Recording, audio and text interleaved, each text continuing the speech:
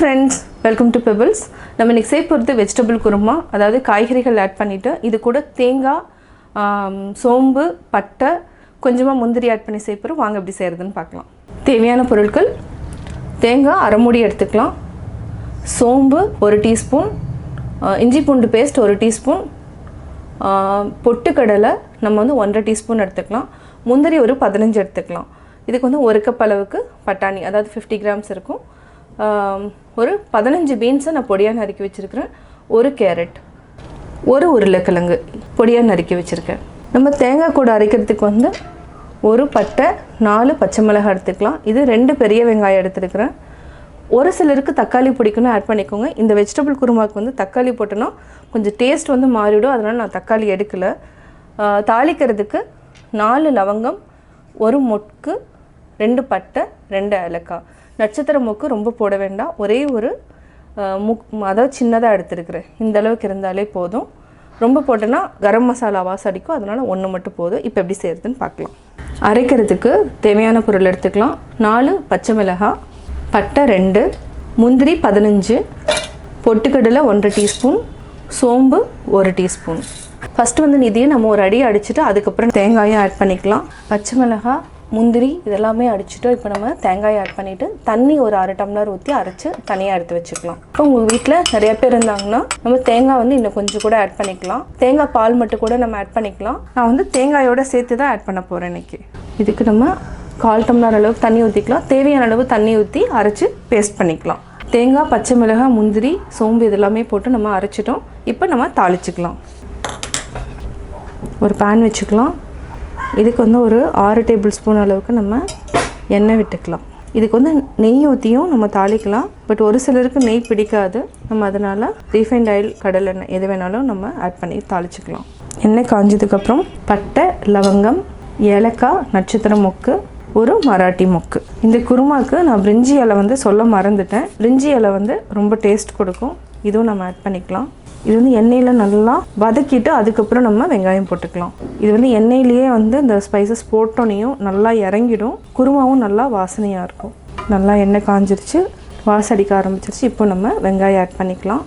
உங்களுக்கு கிரேவி வந்து ஜாஸ்தி தேவைன்னா இன்னும் ஒரு பெரிய வெங்காயம் கூட ஆட் பண்ணிக்கலாம். இது நல்லா பொன்னிறமாக வதக்கிட்டு வெஜிடபிள்ஸ் ஆட் பண்ணிக்கலாம். 1 நிமிஷம் வரைக்கும் நம்ம வெங்காயத்தை வதக்கிட்டு இஞ்சி பூண்டு பேஸ்ட் ஆட் பண்ணிக்கலாம். வெங்காயம் வதங்கிடுச்சு. இப்போ நம்ம இஞ்சி பூண்டு பேஸ்ட் ஆட் பண்ணிக்கலாம். ரொம்ப ஜாஸ்தி போட வேண்டாம், இந்தளவுக்கு 1 டீஸ்பூன் அளவுக்கு இருந்தாலே போதும். பச்சை வாசம் போகிற அளவுக்கு நல்லா வதக்கிட்டு வெஜிடபிள்ஸ் எல்லாத்தையுமே ஆட் பண்ணிக்கலாம். கொஞ்சமாக உப்பு ஆட் பண்ணிக்கலாம். நல்லா வதங்கிடுச்சு இஞ்சி பூண்டு பேஸ்ட்டு.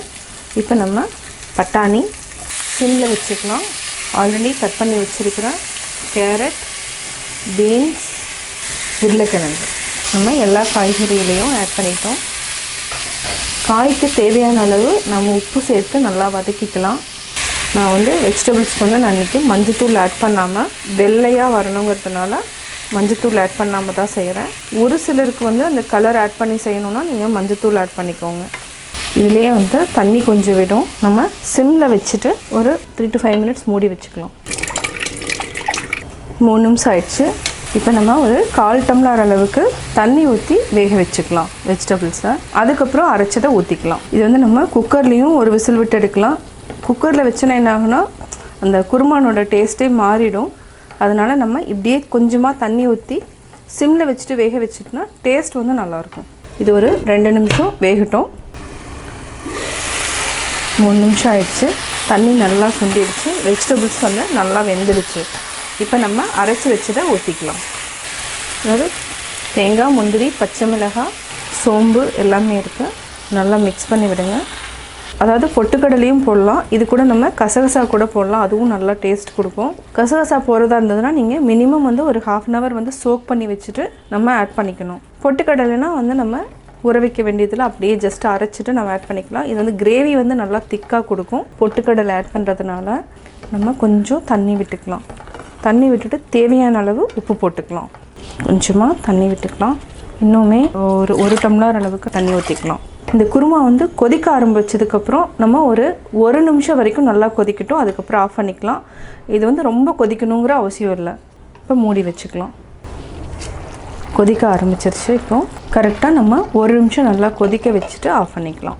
இடையில கிளறி விட்டுக்கோங்க. 1 நிமிஷத்துக்கு அப்புறம் ஆஃப் பண்ணிக்கலாம். 1 நிமிஷம் ஆயிடுச்சு. இப்போ நம்ம நல்லா மிக்ஸ் பண்ணிவிட்டு ஆஃப் பண்ணிக்கலாம். அவ்வளோதான், வெஜிடபிள் குருமா ரெடி.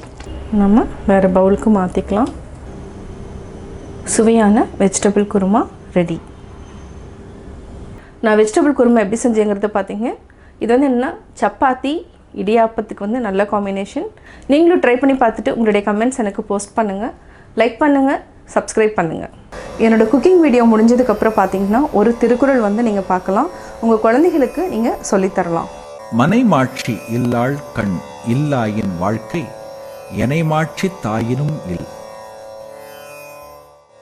குடும்பத்திற்கு தேவையான நல்ல குணங்கள்தான் மனைவியிடம் இருக்க வேண்டும். அந்த குணங்கள் இல்லை என்றால் வேறு எந்த பெருமை இருந்தாலும் பயனில்லை.